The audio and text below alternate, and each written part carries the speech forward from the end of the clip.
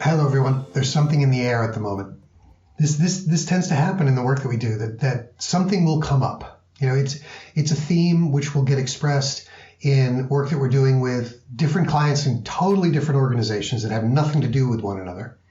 But they are themes that they seem to be sort of, in the air, somewhere out there in the ether.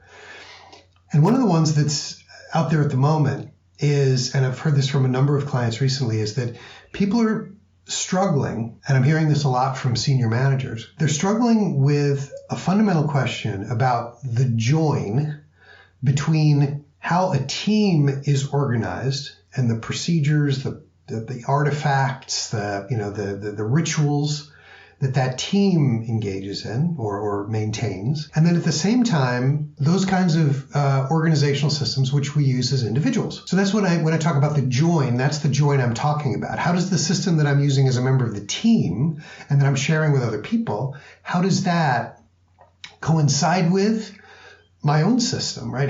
Is there a join there? Is there some sort of a technical join? Is there sort of a click here to synchronize?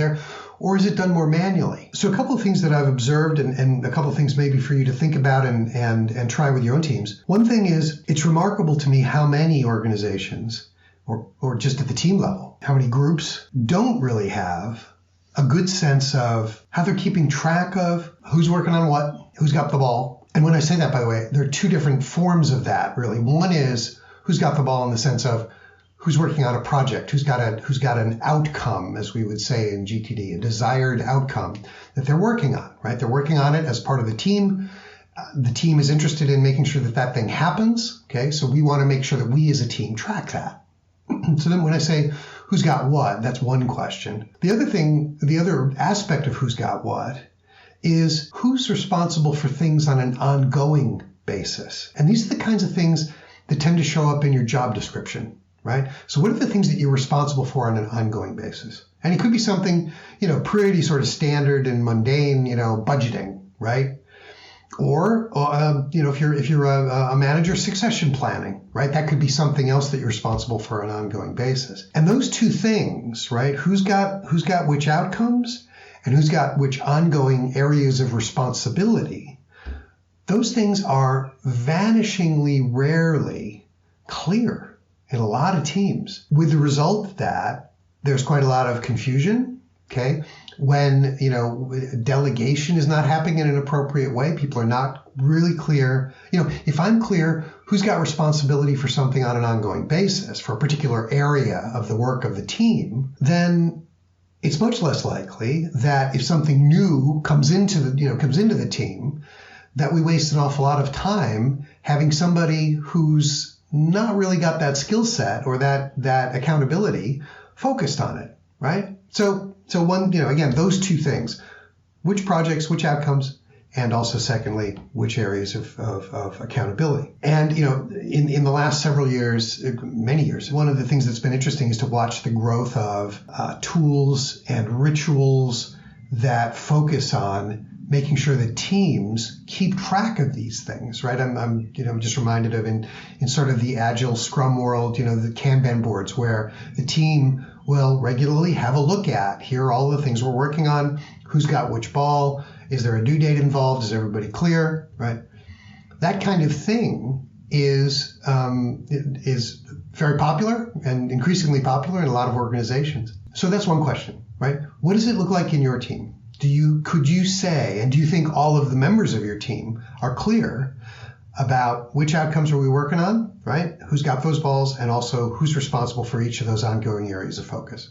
So that's thing one. On the other side of this fence, though, I mentioned the join earlier, are the systems that we use to get organized ourselves. And of course, in most organizations, certain elements of that are going to be mandated, right? We're all using the same calendar technology, let's say, we're all using the same email technology. There may be other, there may be other things like Teams and Slack, whatever. Those kinds of internal messaging systems, right? We're all agreeing that we're using those.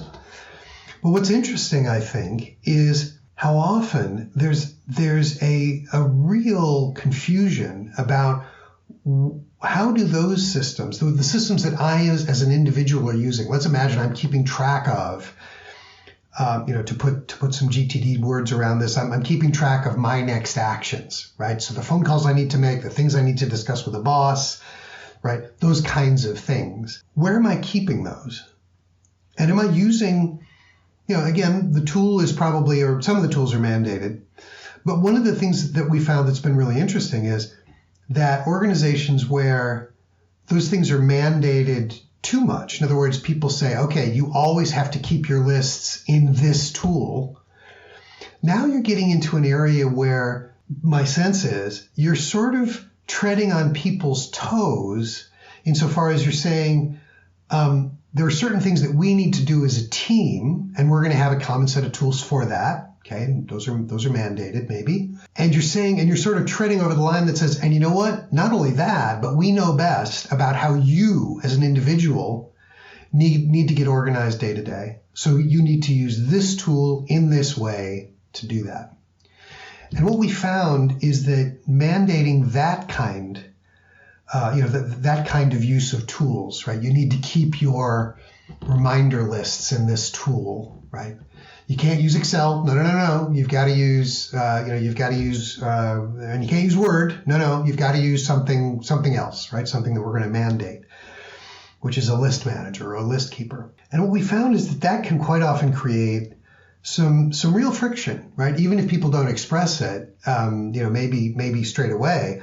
Over time, it feels like that's going too far. That's really mandating how people are engaged in an activity that feels very, very personal to them. How do I keep organized, right?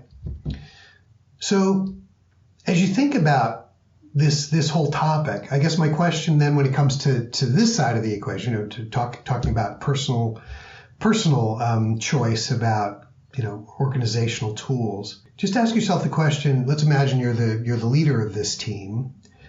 Do your people have the right tools? Okay.